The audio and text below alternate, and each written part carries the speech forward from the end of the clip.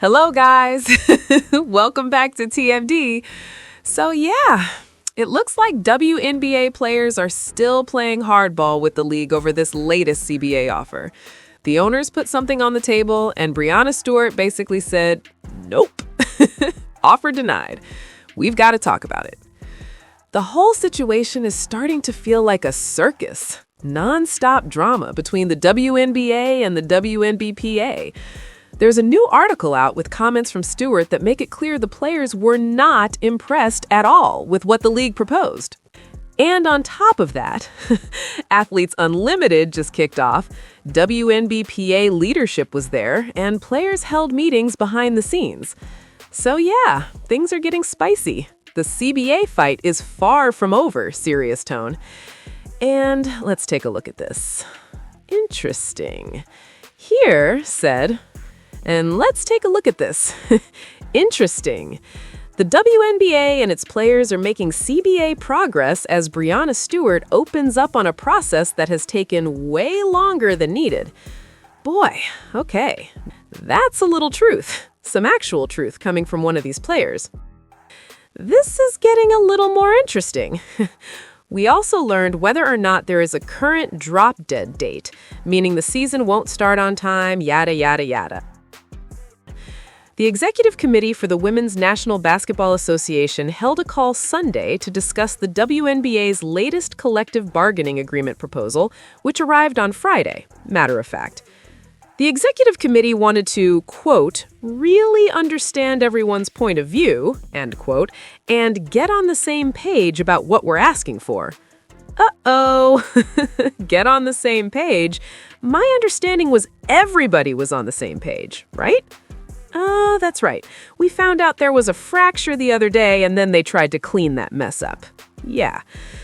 The U.S. Women's National Basketball Players Association Vice President, Breanna Stewart, told CBS Sports in an exclusive interview Monday that the WNBA's proposal, the league's first response to the players' latest offer, which came more than 6 weeks ago, quote, didn't move much money-wise. So there wasn't a big money increase. It was like they went from a $5 million salary cap, I believe, to about $5.65 million. Breanna Stewart said, quote, there were some minimum standard requirements that did come into play, and that was important, Stewart added, because that means the league didn't hurt us on some things that matter to us. Okay, so it looks like there may be some concessions happening here. Notably, the league's latest proposal offered concessions on player housing and facility standards. First-year players and players on the minimum salary would be provided a one-bedroom apartment for the first 3 years of the CBA, while developmental players would be provided a studio apartment. A source familiar with negotiations confirmed this to CBS Sports, matter of fact. Those players would receive a stipend plus money for each game appearance, but would be limited to a certain number of appearances. The WNBA has provided housing for players since 1999. In the most recent CBA, they were required to offer players a one-bedroom apartment or a stipend for high housing costs. Key stakeholders from the WNBPA and WNBA, including multiple owners, met in person February 2nd for the first time since October. As Breanna Stewart noted, however, the league's response did not address the gap between the sides on revenue sharing. The WNBA's proposal in early December would raise the cap to $5 million and the max salary to about $1.3 million in the first year of the new deal. A source close to the situation told CBS Sports that over the course of the proposed deal, the max salary would rise to almost $2 million, and multiple players on each team would be eligible for the max. The minimum salary in the deal would start at $230,000 and the average salary at $530,000. All of those salary figures include a base salary plus a revenue sharing component that includes both team and league revenue, something players have been asking for, knowing tone. The source estimates this deal would result in players getting about 70% of net revenue, meaning the revenue remaining when the league's specified operating expenses are removed from the pot. See, the players want gross revenue. They're also asking for a salary cap at $10.5 million, with a max salary around $2.5 million. I don't think that's going to happen. With just over 2 months until training camps are supposed to open, the two sides not only have to come to terms on a new CBA, but also hold a double expansion draft and conduct the busiest free agency in league history. Time is of the essence, Breanna Stewart said. Stewart added she does not know if there's a drop-dead date at which point the league will no longer be able to start the season on time if there's no CBA in place.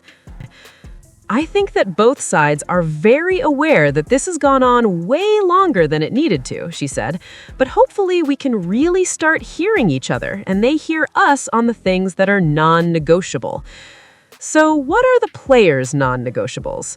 It all comes down to one thing: revenue share. That's the real battleground here.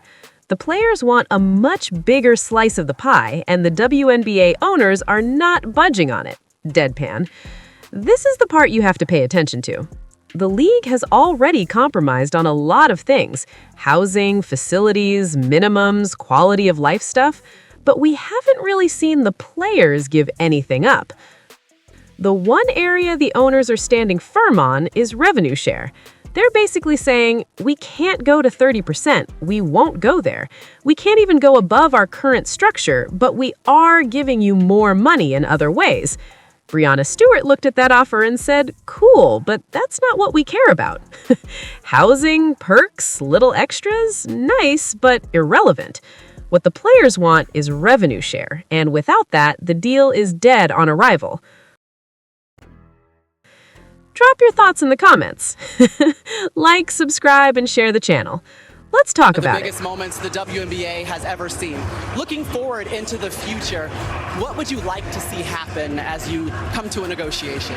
Well, honestly, I don't think it's just a big moment for the WNBA. I think all of women's sports, I think this is one of the biggest moments we've ever had. So, I feel very confident that we're going to get something done, and that's because we're in this moment because of the product we put on the floor. So we need to be able to continue to do that, and I know everybody's working really hard. There's a meeting tomorrow that's super important, and I truly do believe we're going to get something done here in the next couple weeks. But like you said, there's a lot of boxes that we still need to check. We've added two new teams. There's going to be more players than ever, and then we have to get into free agency, then have a normal draft as well. So there's a lot of things left to do, but I really do feel confident that both sides are going to reach a deal here soon. Yeah, draft slated for April 13th, but the growth of the league has been so much. Can you just help us to understand the transition this league is going on right now? It's incredible, and I remember my first WNBA game when I was a young girl. I went to the Minnesota Lynx when they had their dynasty with Maya Moore, and they were playing the Seattle Storm, and now basically any arena you go to, it's sold out. We're adding 2 teams. We're up to 14 now, and then hopefully getting to 18 in the next couple years. So, business is booming, and that's a really good thing, and we kind of just got to keep meeting the moment. The talent's getting better and better. You see it at the college level coming into the professional game, too. So I feel very fortunate, and hopefully I have a long career ahead of me as well.